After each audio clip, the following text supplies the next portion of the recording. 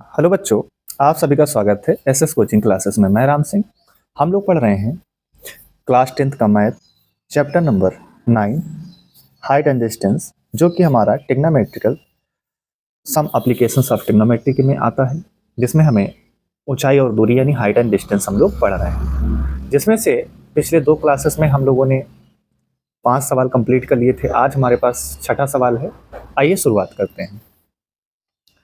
Question में कह रहा है 1.5 meter tall boy is standing at some distance from a 30 meter tall building।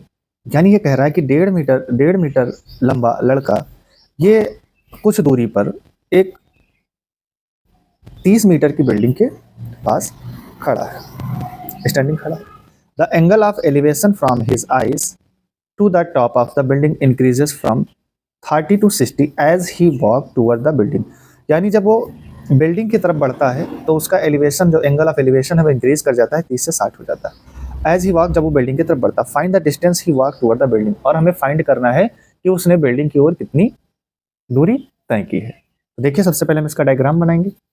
इसका चित्र बहुत इंपॉर्टेंट होता है, इन एक्सरसाइज में सब चित्र ही हैं। सबसे पहले हम यहाँ पर बात करेंगे कि मान लीजिए ये एक बॉय खड़ा है, ठीक है, और ये कितना है, 1.5 मीटर लंबा है।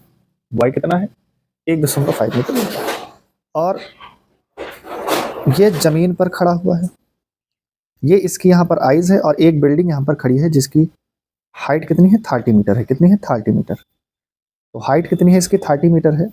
और इसकी आंख से यहाँ पर जो एंगल बन रहा था इस तरीके से, वो पहले कितना था, 30 था। तो इस लाइन को ऐसे मिला दें, ये क्षैतिज हॉरिजॉन्टल लाइन है। तो ये एंगल अभी कितना था, 30 मीटर था। ये एंगल कितना था, 30 मीटर था। लेकिन जैसे ही ये लड़का यहाँ से, सपोज करिए, यहाँ पर पहुँच गया, अभी लड़का यहाँ खड़ा था, यहाँ से यहाँ पहुँच गया, यानी टूवर्ड्स द बिल्डिंग, ये बिल्डिंग की ओर जैसे बढ़ा, तो इसकी आंख का जो एंगल ऑफ एलिवेशन है वो इंक्रीज कर जाता है। वो 30 से अब कितना हो जाएगा, 60 डिग्री हो जाएगा। हमें बताना है कि वो कितनी दूरी तय किया।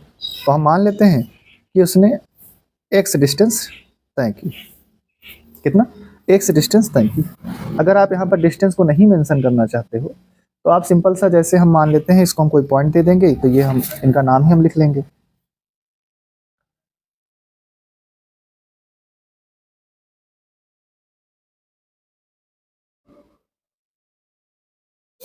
ठीक है, इनको नाम दे देते हैं।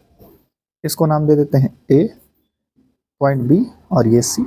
इसको नाम देते हैं डी, ई, और इसके पॉइंट को नाम देते हैं एफ, और इस पॉइंट को नाम दे देते हैं जी। तो ये हमारा डायग्राम बनके बेटा तैयार हो गया। अब यहाँ पर आप देखिए कि ये डिस्टेंस अगर x है तो हम बेटा इसको क्या करें, y मान लें, तो कोई दिक्कत नहीं होनी चाहिए। तो ये जो हमारी यहाँ से यहाँ तक की टोटल डिस्टेंस है वो कितनी हो जाएगी, x + y हो जाएगी। क्लियर है, ठीक है। यहाँ पर टोटल डिस्टेंस क्यों मानी गई है, क्योंकि ये डिस्टेंस की हमें जरूरत पड़ेगी। एक बड़ा त्रिभुज बनेगा, बिग ट्रायंगल है, और एक स्मॉल है, ठीक है।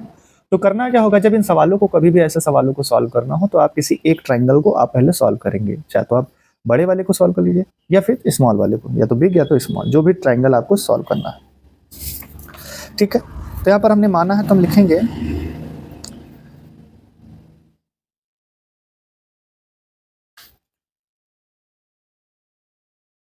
ठीक है बेटा। तो क्या लिखेंगे, द डिस्टेंस, तो लिखेंगे let the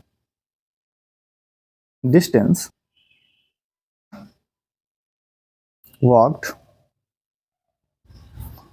by the boy, किसकी तरफ, towards the building is x metre, ठीक है। ये इतना हम लिख लेंगे। अब यहाँ पर आप देखिए, हम जानते हैं इन राइट एंगल, क्योंकि दोनों ही राइट एंगल ट्राइंगल बने, तो राइट एंगल ट्राइंगल हम किस में पहले जाएंगे, एफ। देखो ध्यान से समझना, पहले छोटे में जाओ चाहे बड़े में, E D G, E D G, ठीक है। तो यहाँ पर देखिए आपको परपेंडिकुलर दिया है और बेस दिया है, तो क्या लगाएंगे, परपेंडिकुलर अपॉन बेस। तो परपेंडिकुलर अपॉन बेस किस में होता है, परपेंडिकुलर अपॉन बेस होता है tan थीटा में। तो tan थीटा बराबर equal to perpendicular upon base. Clear है।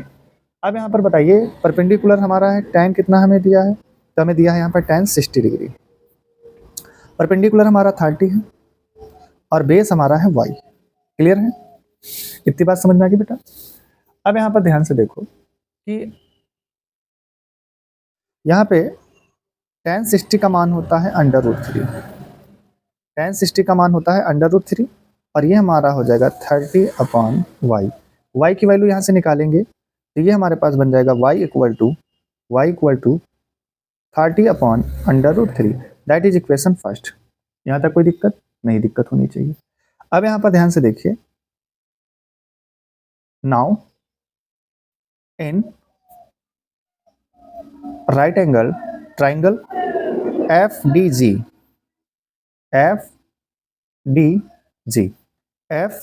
देखिए FDG, FDG में जब जाएंगे तो क्या हो जाएगा, तो यहाँ पर देखिए यहाँ पर परपेंडिकुलर दिया है और बेस दिया है, तो यहाँ पर भी हम लगाएंगे tan थीटा, और tan थीटा बराबर होता है परपेंडिकुलर अपॉन बेस, और यहाँ पर परपेंडिकुलर आपका दिया है 30, या हम अगली लाइन से नीचे लिख लेते हैं, तो ये हो जाएगा tan 30, परपेंडिकुलर आपका 30 है और बेस इस बार हमें दिया है x + y। क्लियर है, इतनी बात समझ में आ रही। अब यहाँ पर ध्यान से देखिए tan 30 का मान होता है 1/√3 और ये है 30 और ये बेटा x + y। क्लियर है, यहाँ से इनको हम क्रॉस मल्टीप्लाई कराएंगे तो x + y 1 के पास जाएगा, तो x + y इक्वल टू ये √3 कहाँ जाएगा, 30 के पास जाएगा, तो 30/3। क्लियर है। अब यहाँ पर देखो हमें मान किसका, वैल्यू किसका निकालना है, हमें वैल्यू x का फाइंड करना है, तो y को इधर ट्रांसफर करेंगे, तो x इक्वल टू 30√3 माइनस का y, ये है 30√3 और फ्रॉम यहाँ पे लिख दीजिएगा इक्वेशन फर्स्ट, तो फ्रॉम इक्वेशन फर्स्ट y को वैल्यू रखेंगे तो y का वैल्यू कितना है, तो y का वैल्यू आया है 30/√3, y का वैल्यू कितना है 30, तो ये है 30/√3। क्लियर है।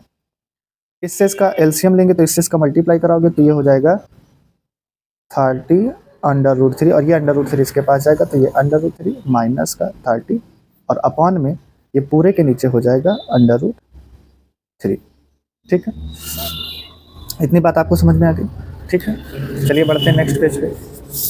अब यहाँ ध्यान से देखिए, इतना वैल्यू निकालने के बाद यहाँ पर अब ये हमारे पास 30 तो 30 है, √3 का √3 से मल्टीप्लाई हो जाएगा, तो ये हो जाएगा 30 × 3 माइनस का कितना हो जाएगा 30 और अपॉन में ये √3। तो अब यहाँ पर हमारे पास जो बेटा बचेगा वो क्या बचेगा, दिख नहीं रहा, अच्छा दिखा, ये ठीक, अब दिखा बेटा। फिर यहाँ पर हो जाएगा 90, अच्छा ये 90 माइनस 30 और अपॉन में बेटा हमारे पास ये क्या बचा √3, तो अब ये हमारे पास बचा 60√3। ठीक है, इतनी बात समझ में आ गई। अब यहाँ पर कभी भी हमें डिनोमिनेटर में √3 नहीं रखना होता है, डिनोमिनेटर में √3 नहीं रखना होता है, इसलिए हम क्या करेंगे, इसको √3 से ऊपर भी मल्टीप्लाई अंश में, यानी डिनोमिनेटर और न्यूमरेटर में √3 से मल्टीप्लाई करा देंगे, तो जो हमें वैल्यू प्राप्त होगी वो प्राप्त होगी 60√3 और नीचे कितना प्राप्त होगा 3, इसको 3 × 1 = 3 और 3 × 2 = 6 and 0, तो ये आंसर इज x की जो वैल्यू हमने फाइंड किया वो कितनी हो गई, वो हो गई 20√3। ठीक है, तो इस तरीके से आपको सवाल करना है। ठीक है बेटा, अब देखते हैं हम लोग नेक्स्ट सवाल।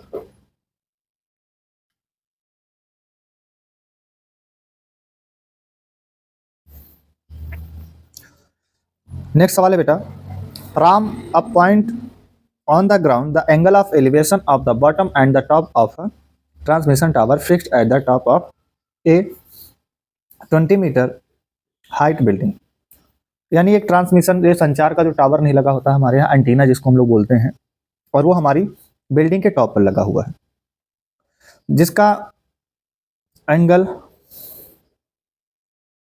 Elevation of the bottom is 45 degree है and top of the transmission tower कितना है 60 डिग्री है। तो ये हमसे कह रहे हैं, जब हम डायग्राम बनाएंगे तब आपको ज़्यादा समझ में आएगा। तो आइए शुरुआत करते हैं। देखिए ये हमारी बिल्डिंग है और इस बिल्डिंग की हाइट कितनी है 20 मीटर है। ठीक है,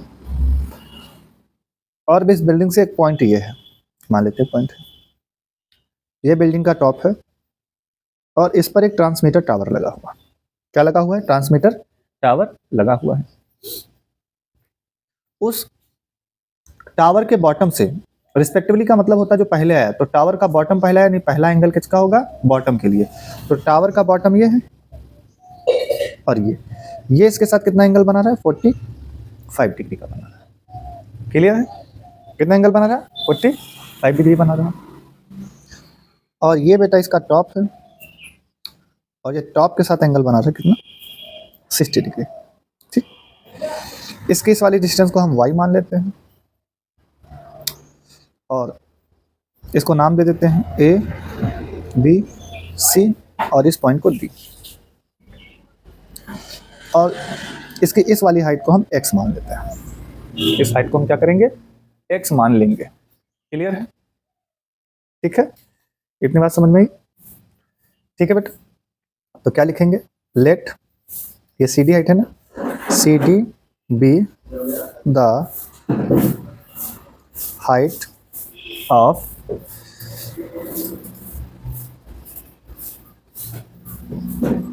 the tower।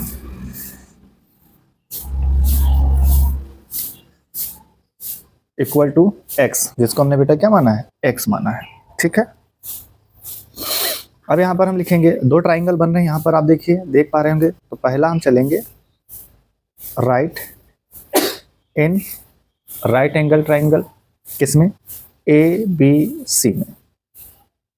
ABC आप किसी में भी जा सकते हैं, no problem. Perpendicular upon base दिया है, यानी tan थीटा यहाँ पर भी लगेगा।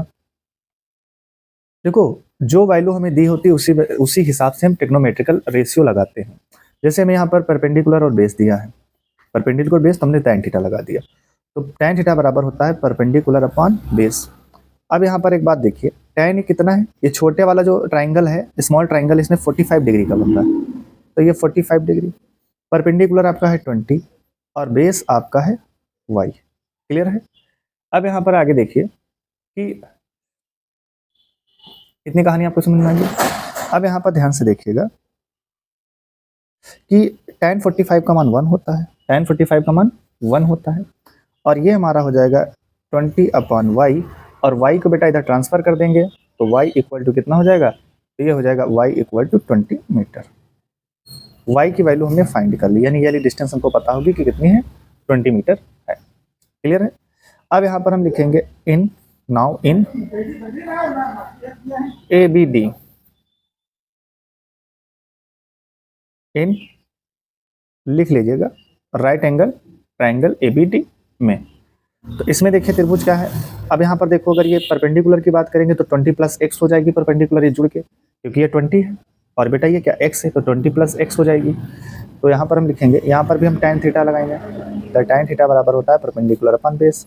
और इस बार जो बड़ा वाला ट्राइंगल है, इसमें कितना बनना है? एंगल 60 बनना है, तो tan 60 डिग्री। तो आपका जो परपेंडिकुलर है वो कितना है?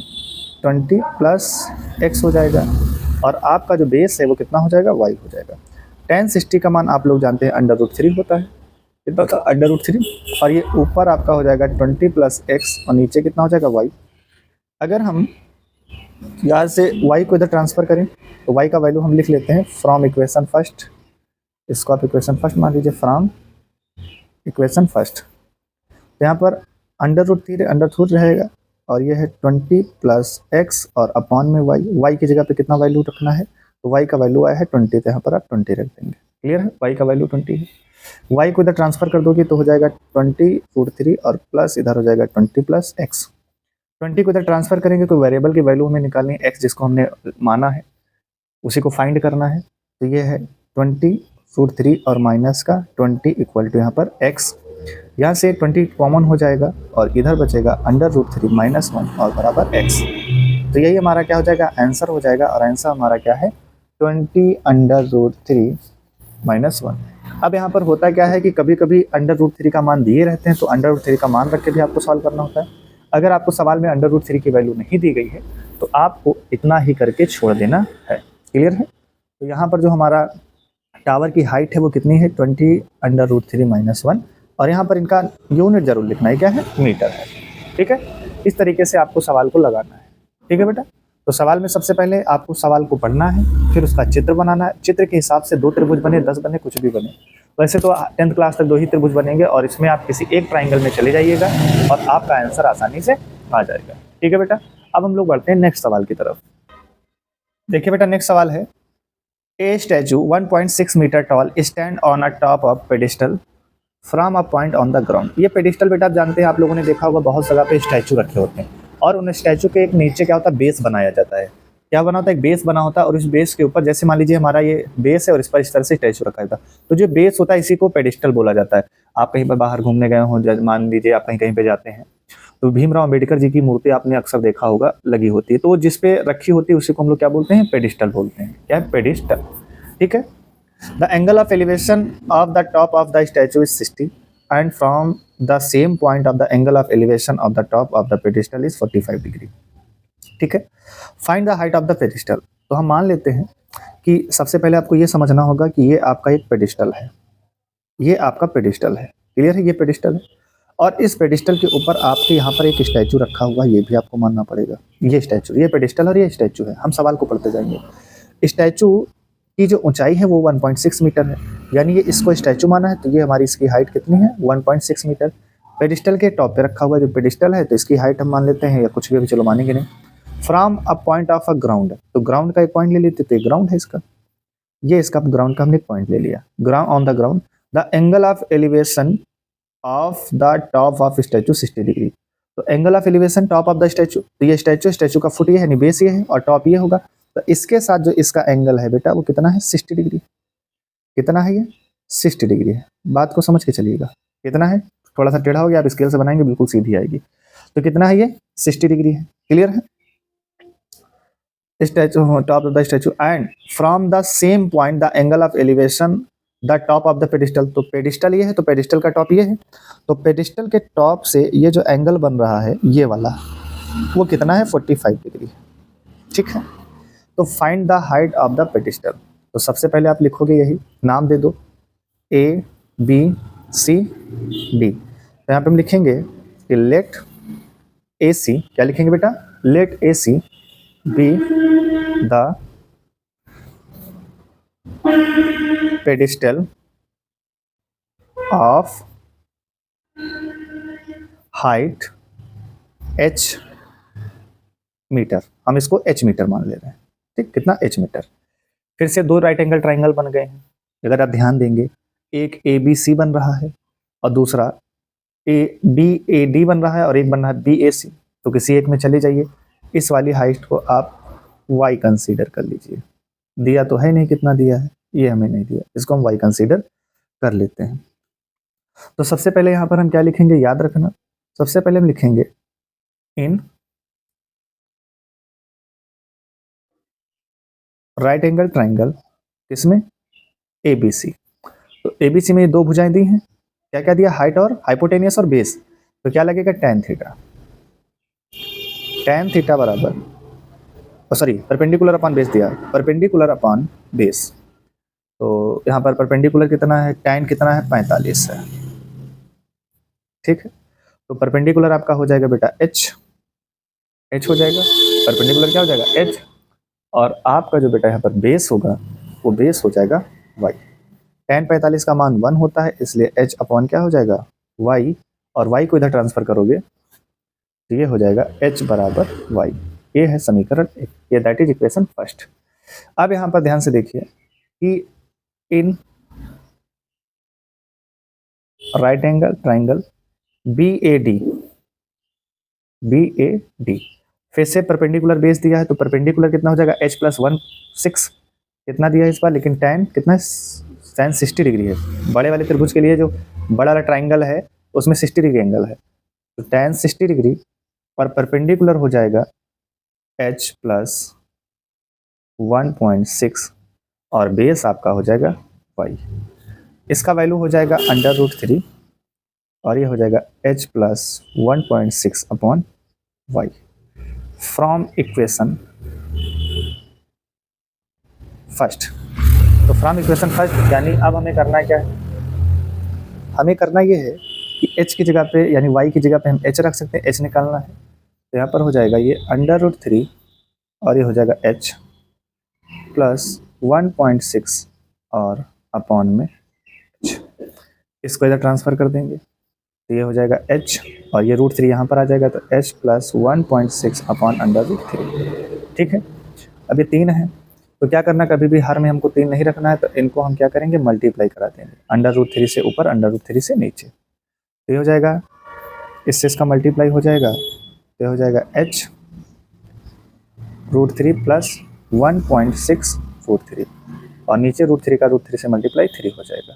ठीक है, अब हम करेंगे क्या, अब हम ये करेंगे कि h वाली क्वांटिटी को हम एक तरफ ट्रांसफ़र कर लेंगे। तो h वाली क्वांटिटी को हम एक तरफ ट्रांसफ़र करेंगे तो ये हमारे पास हो जाएगा h माइनस h √3 और इधर हमारे पास बचेगा 1.6 √3 और अपॉन में 3। ठीक है बेटा, अब यहाँ पर हम करेंगे क्या कि यहाँ से h को अगर हम कॉमन ले लें तब भी हमारी दिक्कत आ जाएगी, और एक काम हम ये करते हैं कि यहाँ से h को कॉमन ले लेते हैं। ठीक है, और यहाँ पर जो हमारे पास बचेगा वो बचेगा 1 माइनस √3 बचेगा। ठीक, और इधर 1.6 √3 और बटे में 3 चल रहा है। ठीक है, इतना करने के बाद अब हमें करना क्या है कि ये देखो आगे क्या करना है, आगे हमें क्या करना है, देखिए यहाँ से इसको हम इसके नीचे ट्रांसफ़र कर रहे हैं, इसके नीचे हम ट्रांसफ़र कर रहे हैं। तो जब इसके नीचे हम ट्रांसफ़र करेंगे तो ये बेटा हमारा बन जाएगा h, तो h बराबर ये 1.6 √3 था, अपॉन में 3 पहले से था, और इसके मल्टीप्लाई में आएगा, कौन आएगा, इसके मल्टीप्लाई में देखिए कौन आ रहा है, मल्टीप्लाई में आएगा 1 माइनस √3 आ जाएगा। तो यहाँ पर हो जाएगा 1 माइनस √3। ठीक है, अब हम एक काम और यहाँ पर कर सकते हैं, क्या कर सकते हैं कि यहाँ से √3 को अगर हम कॉमन ले लें तो सारी समस्याओं का हल निकल आएगा, या फिर हम एक काम ये करें कि सवाल हमारा बहुत लंबा हो गया है तो इसको हम क्यों ना शॉर्ट तरीके से करने की कोशिश करें। ये y हमने यहाँ तक मान लिया है और ये h इसके पास जाएगा, तो हम एक काम करते हैं, इस सवाल को यहाँ से कट करते हैं। ठीक है, यहाँ से कट करते हैं और यहाँ से हम इसको आगे कंटिन्यू करते हैं, क्योंकि सवाल बहुत लंबा हो गया, लेंथी प्रोसेस हो गई है, तो हम इसको छोटी प्रोसेस में करते हैं। ये हो गया फ्रॉम इक्वेशन फर्स्ट, लिख लेना, यहाँ पर मैं लिख देता हूँ फ्रॉम इक्वेशन फर्स्ट। तो जब हम इक्वेशन फर्स्ट से जाएंगे तो हमें क्या बना, हमारे पास √3 और ये h प्लस 1.6 और नीचे हमारे पास हो गया h। इस h को हम इधर ट्रांसफ़र कर देंगे। ठीक है, ये हो जाएगा h √3 और यहाँ पर हो जाएगा h प्लस 1.6, इसको इधर ट्रांसफ़र कर दीजिए तो h √3 माइनस h और ये 1/6 हो जाएगा। यहाँ पर ये h कॉमन मिल जाएगा, अंदर बचेगा √3 माइनस 1 और ये 1.6 और ये h है, h की वैल्यू निकालनी है तो ये 1.3 और ये √3 माइनस 1 और इसका जो कॉन्जुगेटिव होता है उससे मल्टीप्लाई करा देंगे तो √3 प्लस 1, इसका जिससे गुणा कराते उसी से, यानी जिससे मल्टीप्लाई उसी से डिवाइड देना, इसके कॉन्जुगेटिव। अब अगर आप देख पा रहे हैं तो ये 1.6 √3 प्लस 1 है और यहाँ पर ध्यान से देखो ये फार्मूला बन गया, कौन सा बना बेटा, √a माइनस बी और a plus B, a minus B और a plus B equal to होता है a स्क्वायर मतलब √3 का स्क्वायर और प्लस y स्क्वायर मतलब b स्क्वायर मतलब माइनस में होता है a square minus b square बराबर होता है a plus B a minus B. ये ठीक है, इतनी कहानी आपको बेटा समझ में आ गई, वो बहुत लेंथी प्रोसेस हो गई थी। तो यहाँ पर हमारे पास बचेगा 1.6 √3 प्लस 1 और अपॉन में देखिए √3 का स्क्वायर हमेशा 3 होता है और 1 का स्क्वायर 1, तो ये आपका हो जाएगा 1.6 √3 प्लस 1 और बेटा यहाँ पे बचेगा 2। अब 2 से 16 को डिवाइड दोगे तो 0.8 आ जाएगा, ये काटोगे अगर तो कितनी बार में जाएगा, 0.8 बार में जाएगा और ये √3 प्लस 1 और ये मीटर। तो जो हाइट है हमारे पेडिस्टल की, तो the height of the pedestal is 0.8 √3 plus 1 metre है। अगर आपको सवाल में √3 का मान दिया जाए तो यहाँ पे √3 का मान आप रख के सॉल्व कर लेंगे, अगर नहीं दिया जा रहा तो आप इतना करके छोड़ देंगे। ठीक है, हमारा सवाल कुछ इस तरीके से था और थोड़ा सा सवाल को 2 बार रिपीट कर लीजिएगा, आपको आ जाएगा। ठीक है, तो बेटा आज के लिए सिर्फ इतना ही, फिर हम लोग मिलते हैं नेक्स्ट वीडियो में, तब तक के लिए जय हिंद।